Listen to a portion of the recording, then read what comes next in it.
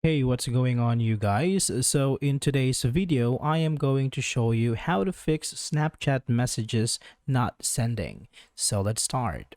So first, let's go ahead and open up Snapchat.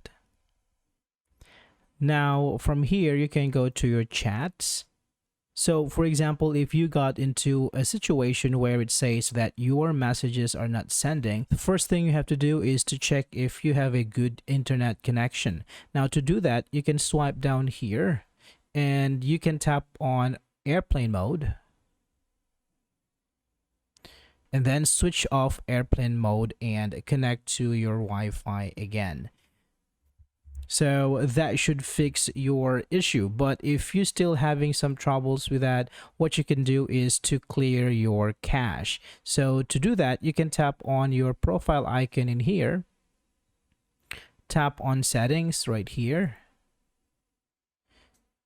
scroll down, and here it says clear cache. Let's tap on it, continue. And here it says successfully cleared your cache.